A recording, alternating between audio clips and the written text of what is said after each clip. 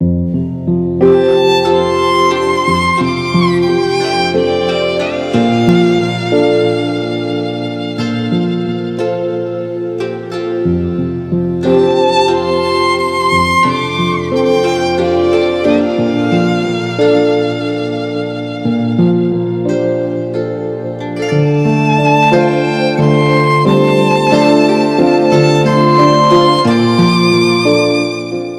cœur du quartier breton, autour de la gare Montparnasse qui desservait toute cette si belle région de Bretagne, par différentes artères affluées dans un déversement ininterrompu, une foule massive, joyeuse, bon enfant et déterminée, composée en majorité de résistants, de Gaulois réfractaires et de défenseurs de la liberté, tous convergeant vers la place Catalogne.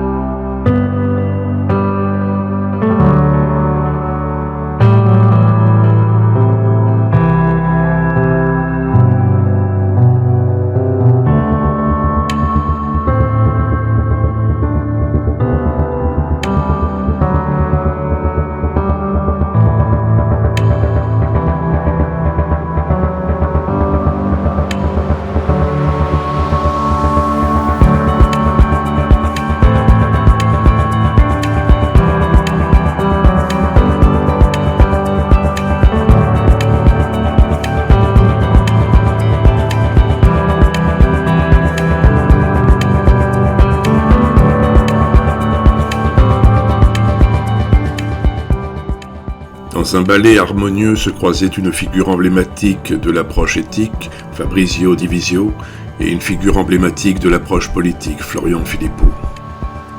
Un attelage bipolaire précieux entre l'éthique et la politique venait de prendre corps. Nous ne sommes là que parce que vous êtes là. Et qu'au fond, l'essentiel, c'est vous. Encore une fois, et comme à chaque fois, je vous le redis, nous ne sommes rien. La France, c'est vous. C'est vous qui comptez. Rien d'autre et personne d'autre que vous. Vous êtes des milliers, Florian vous l'a dit. Nous sommes des milliers. Mais l'essentiel, c'est vous. Nous ne sommes là que parce que vous êtes là. Ensuite, et si tout l'enjeu, symboliquement, c'était d'inviter Monsieur Macron, je vous invite à monter sur le camion. Je vous invite à prendre de la hauteur. Je vous invite à nous rejoindre. Nous ne sommes hostiles à rien, nous ne sommes anti-rien. Personne de plus que nous ne voulons sortir de la crise.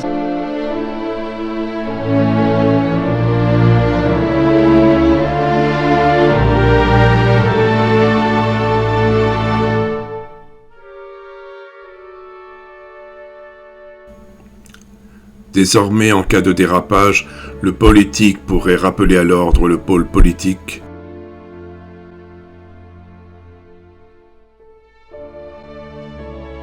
Et réciproquement, le pôle politique pourrait rappeler à l'ordre le pôle éthique.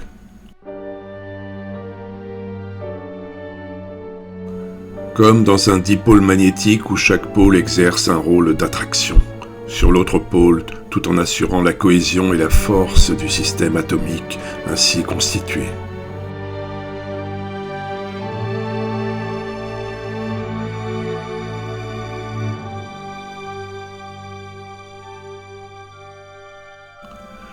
Le bateau Peuple de France, uni et compact, fortifié par ce nouvel attelage, pouvait à présent tanguer dans un plus grand confort entre ces bornes normalement complémentaires de l'éthique et du politique.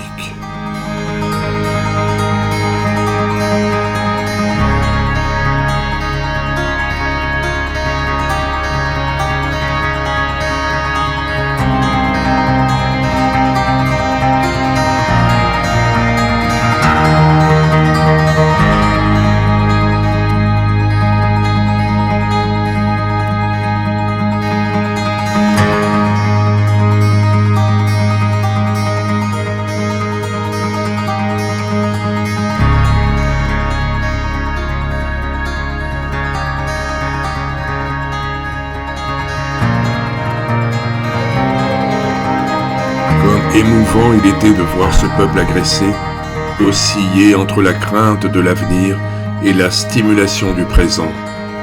Et dans ce tangage incessant, il retissait lentement mais scrupuleusement des liens détruits par des décennies de division. Il se relevait et se reconstruisait avec tant de bienveillance, d'espoir et d'empathie.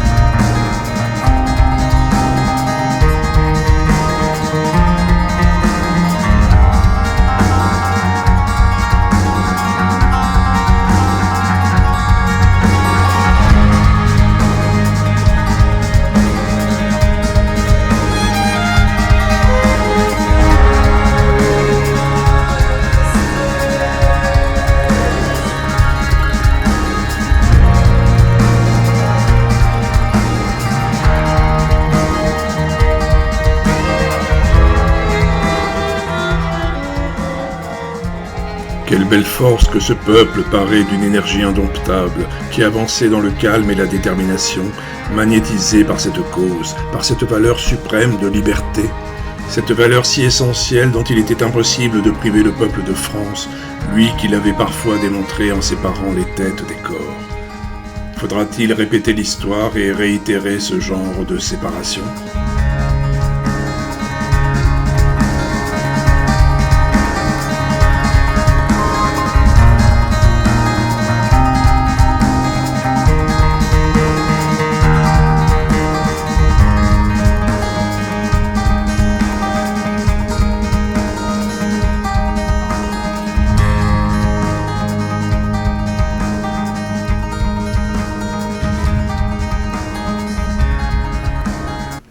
Parfois, dans le jeu d'ombre et de lumière qui inondait la voie, une créature s'imposait par sa beauté flamboyante, sans doute une de ces dangereuses Gauloises réfractaires immergées dans la foule en réelle abondance.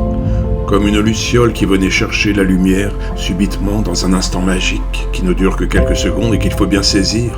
Cette émanation de la beauté typée d'une Diane guerrière, par un jeu de lumière favorable, une scène qui s'ouvre comme dans un théâtre, mais ici le théâtre est réel, immédiat. C'est celui de la vie qui offre chaque jour ces instants fugitifs, si on veut bien être assez vif pour les accueillir et les retenir. Comme une étincelle qui jaillit de la lumière, comme un point de l'ellipse ou comme l'instant qui jaillit hors du temps.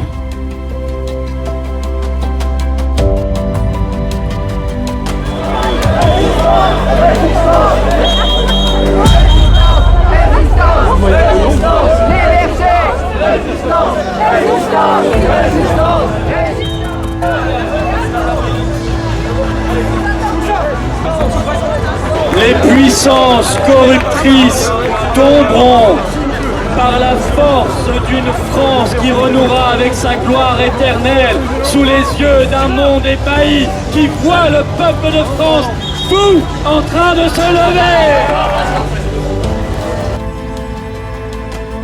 La foule arrivait et se dispersait sur la place Camille-Jullian, au carrefour du boulevard Saint-Michel et de l'avenue de l'Observatoire, entre la fontaine du Jardin du Luxembourg, surplombée par l'architecture des 4 parties du monde, et la statue du monument de Francis Garnier, un officier de marine tué pendant la guerre du Vietnam, dont les cendres ont été enchâssées dans le socle du monument.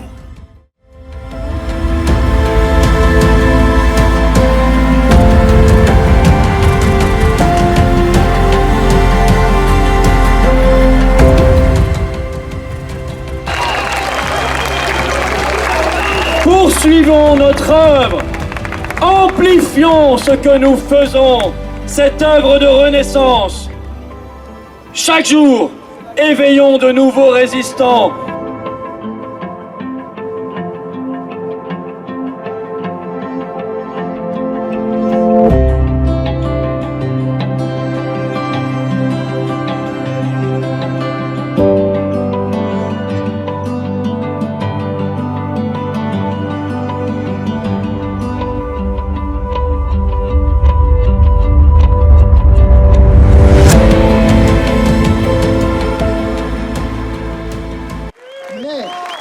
Ce que je suis venu vous dire, c'est que je ne vous mens pas. Moi, je n'ai pas de baguette magique. Nous vivons dans un système où la corruption règne en maître. Nous vivons dans un système où la corruption de l'âme règne en maître. Nous avons des institutions qui ne jouent plus leur rôle. Il nous appartient désormais de résister pour qu'elles le jouent. Ensuite, ce que je suis venu vous dire, c'est que je vous ai promis le 12 juillet du sang et des larmes. Eh bien, je suis venu vous promettre la même chose aujourd'hui. Je ne vous mens pas. Le combat sera rude. Il sera difficile. Je n'ai pas de baguette magique. Je ne suis pas un faux prophète. Mais, par votre détermination, par votre courage, je vous le garantis, nous vaincrons.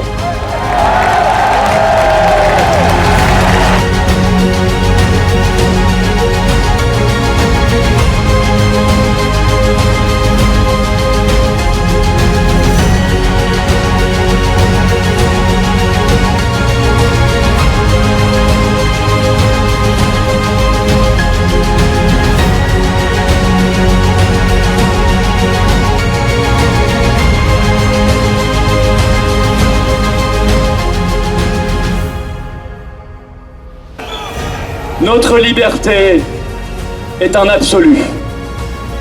Personne ne pourra nous l'arracher. Elle ne peut en aucun cas dépendre d'un pass quelconque, et sûrement pas d'un pass d'apartheid. Et cette liberté ne se trouvera jamais au bout d'une seringue.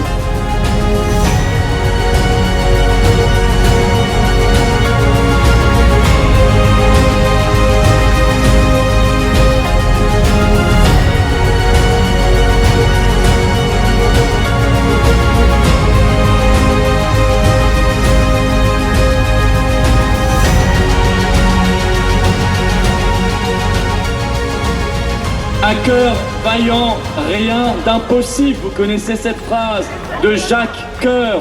Elle date du XVe siècle. Eh bien, là, au XXIe siècle, nous proclamons que nos cœurs vaillants réaliseront l'impossible.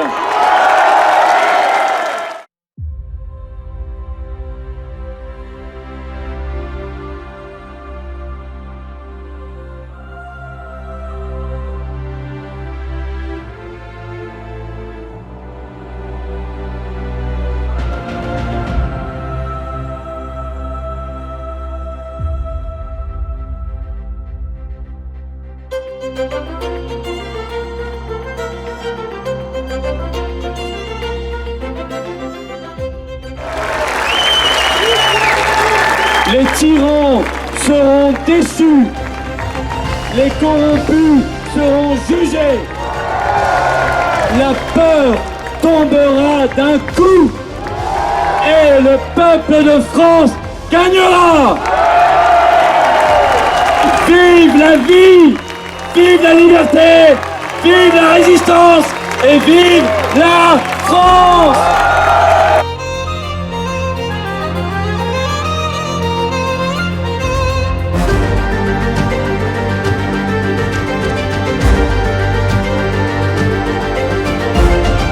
L'incroyable puissance que dégageait ce peuple impatient de se libérer de ses chaînes et qui n'était pas prêt de faire marche arrière.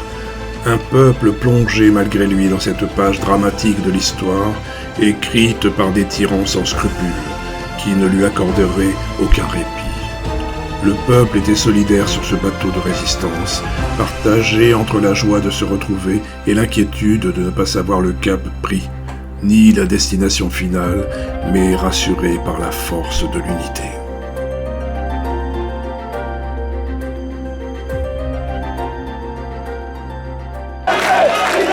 Bonjour à tous.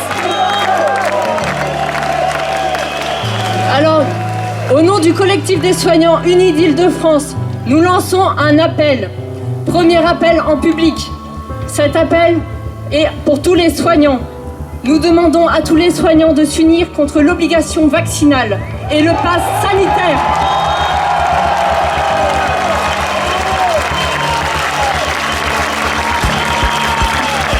Nous sommes très nombreux en France, mais trop peu en Île-de-France osent sortir et osent dire ce qu'elles pensent. Pourquoi ? Parce que nous avons des obligations. Nous prenons la parole pour dire que nous sommes apolitiques, mais surtout que nous voulons défendre nos droits, nos libertés et celles de nos patients.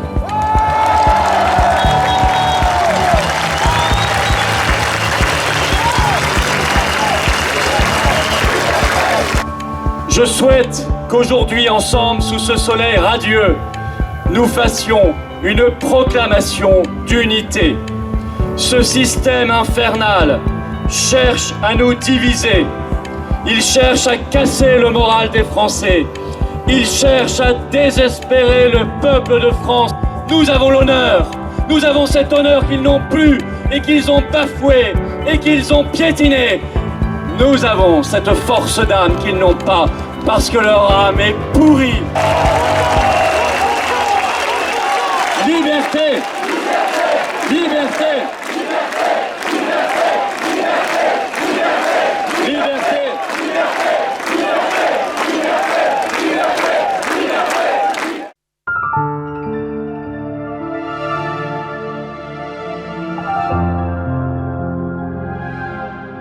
À la recherche de la vérité brute du réel, il se mit à fendre la place comme un navire fend l'eau. Il se frayait un chemin dans la foule sans savoir ce qu'en serait la destination, la tête envahie par cette belle citation de cet essayiste et dramaturge autrichien Robert Musil. « L'homme ne va jamais aussi loin que quand il ne sait pas où il va. »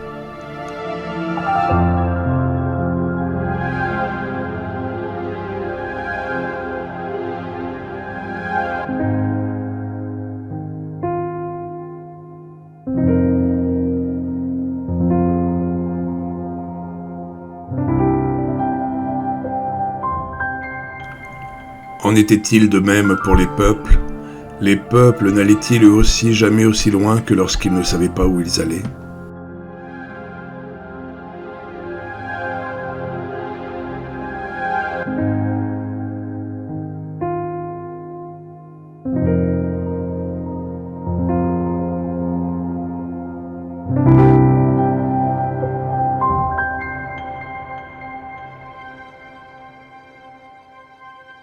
Si donc elle peut aller très loin, parce qu'elle ne sait pas où elle va, où pourrait bien mener cette déambulation ?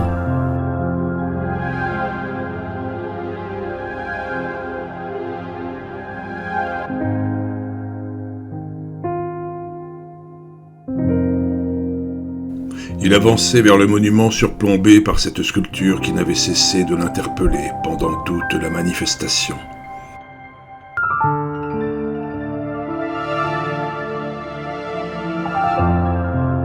Et ce que découvrit Alexandre au pied de la façade, alors qu'il n'était plus qu'à quelques mètres des cendres de l'officier de marine.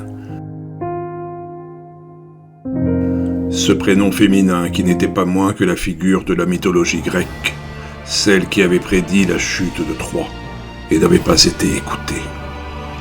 Oui, c'est ici, ô mes frères et mes sœurs de la Résistance, près des cendres de Francis, qu'Alexandre découvrit Cassandre.